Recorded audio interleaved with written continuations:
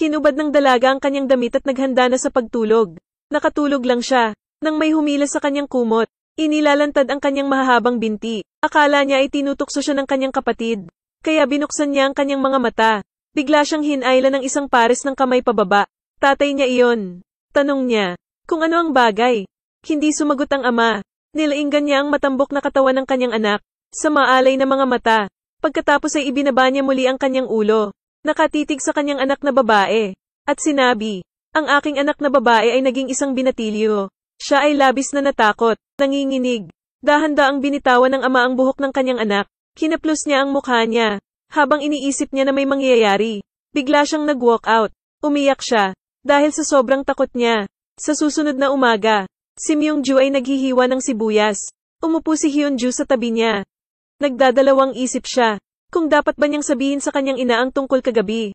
Sa oras na ito, masayang lumapit ang amang si Ganggo. Mukhang nakalimutan na niya ang nangyari kagabi.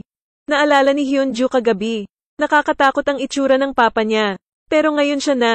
Sinusubukang maging normal. Akala niya ay sobrang naiinis ito sa kanya.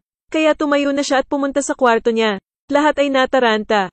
Walang nakakaalam sa nangyari. Sa pagkakataong ito, muling ibinagsak ni Myungju ang kaldero sa mesa. Na lalong nagpagulo sa kanilang pakiramdam.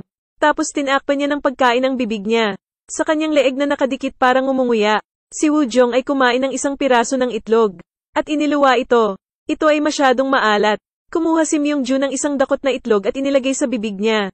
Pagkatapos sabihin, hindi ito maalat. Agad niyang pinakain si Woojong ng itlog.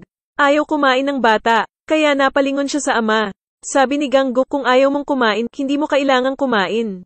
Sa oras na ito, biglang nabalisa si Myungju. Inihagis niya ang pagkain sa mesa. Nabasag ang plato sa mesa. Sa sobrang takot ni Woojong ay kinilig siya. Lalo siyang nabaliw. Hinampes niya ang kamay niya sa mesa at sinabing, paano ka naging walang utang na loob, brat? Napaluha siya. Ngunit hindi nila inaasahan. Ito ay simula pa lamang ng isang bangungot. Naliligo ng mainit ang dalaga. Pero wala siyang alam. Pinatay niya ang gripo. Naglinis ng salamin. At ikinagulat ng kanyang nakababatang kapatid na si Hyunju. Biglang naglakad palapit si Hyunju, na may kakaiba sa mukha niya. Nahirapan si Sunwoo na maunawaan. Matapos panasan ang katawan niya, pumunta siya sa kwarto ng kapatid niya. Nagtatanong kung bakit niya ginawa ito.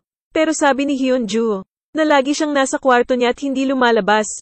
Pagkatapos ay hinayla siya nito papasok sa kanyang silid, at sinabi sa kanya, ang ginawa sa kanya ng kanilang ama kagabi. Ngunit sa sandaling ito, binuksan ni Ganggo ang pinto sa kwarto. Nagmamadaling umatras ang magkapatid. Narinig ni Ganggo ang sinabi nila kanina lang. Tumalikod siya at kumuha ng papel na kutsilyo. Itinulak palabas ang talem. At naglakad papunta sa dalawa niyang anak. Nang sasaksakin na sana niya ang kutsilyo, itinulak siya ni Sunwoo pababa.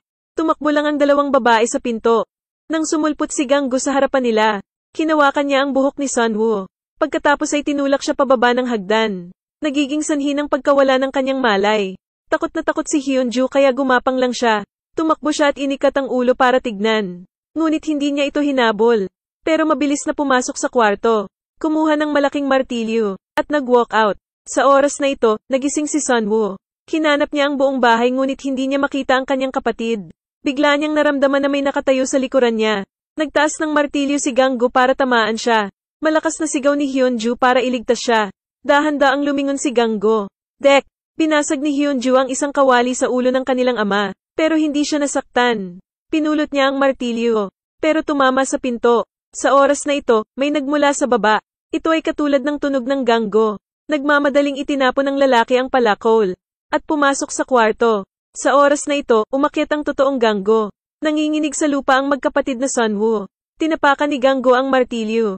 At nakita ang butas sa pinto. Lumingon siya at nagtanong, nag-away ba kayo? Sa sobrang takot ng magpinsan ay hindi nila ito masabi ng malakas. Sa oras na ito, lumabas si Woojong mula sa silid.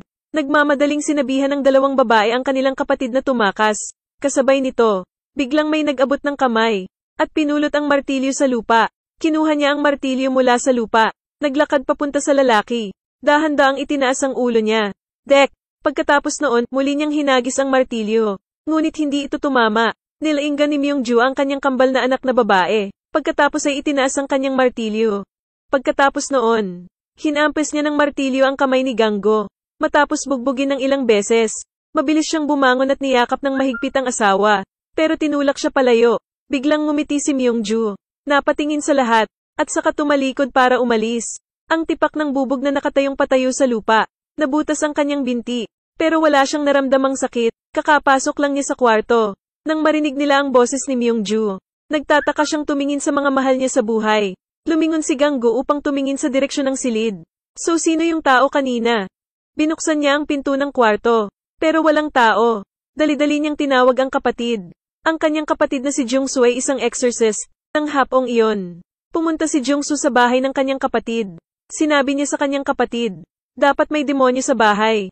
Nang gabing iyon, nagpa siya ang buong pamilya na matulog ng magkatabi. Sa kalagitnaan ng gabi, nagising si Woo-jong dahil gusto niyang pumunta sa banyo. Wala siyang Jin Aiseng. Nang pumunta siya sa banyo, isang figurang katulad niya ang lumitaw. Kinuha niya ang kutsilyo at naglakad patungo kay Jungsu. Dinampot niya ang kutsilyo. Sinaksak ito pababa, pero biglang huminto. Tila hindi niya magawang saksakin siya. Binuksan ni Jungsu ang kanyang mga mata. Kasi, nasa tabi nila si Jungsu. Mapayapa ang gabi ng buong pamilya. Kinabukasan, sinabi niya sa kanyang kapatid, si Hyunju ay naging demonyo na ngayon. Nagulat si Ganggo. Kagabi pala ay nagbuhos si Jungju ng holy water sa tangke ng tubig. Pero pagkatapos maamoy, hindi na uminom si Hyunju. Kaya, pinatalsik siya ni Ganggo. At itinali siya sa kama. Kahit na ayaw niya, bumigay na siya. Kinagabihan, bumalik si Jungsu upang maghanda para sa exorcism. Nagsindi siya ng kandila. Nagwisika ng holy water kay Hyunju. Ilagay ang krus sa kama. Inilabas ang isang sanga ng willow na may banal na tubig. At binitukan siya ng malakas.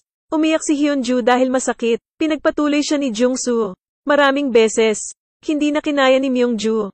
Hindi ito ang paraan para itaboy ang demonyo. Sinisikap ni Jungsu na kitilin ang buhay ng kanyang anak. Tumakbo siya para pigilan siya. Ngunit itinulak ni Ganggo ang kanyang asawa. Hinayaan ang kanyang kapatid na magpatuloy sa pagpalo. Pero biglang may narinig mula sa likod. Aasa ka lang para protektahan ang mga mahal mo sa buhay. Bigla siyang may naintindihan. Dahan-daang tumayo. Napahawak sa leeg ng asawa. Muling ngumisi si Jungsu na nakatayo sa likod. Ibinagsak ni Ganggo ang ulo ng asawa sa dingding. Nakita ang kanyang asawa na namamatay. Bigla siyang natauhan. Nang lumingon siya, nakita niya ang demonyong ngumisi. Sinugod niya ito. Ngunit nabigla ito. Nang papatayin na ng demonyo si Ganggo, lumitaw ang totoong Jungsu. Siya ay umawit ng mga spells upang iligtas ang kanyang kapatid, at itaboy ang demonyo. After that, kinuha niya yung ghost mirror, para ipakita sa demonyo ang tunay na anyo nito. Sa huli, nagpasya siya, para ikulong ito sa sarili niya. Pagkatapos noon, ginamit niya ang kanyang kalooban at pananampalataya, para itulak ang demonyo sa impyerno. Nagtagumpay ang pelikula. Pagpapakita ng emosyon ng tauhan at paggamit ng matatalinong pamamaraan. Sa mga mahilig manood ng ganitong genre, maaaring manood ng orihinal na pelikula.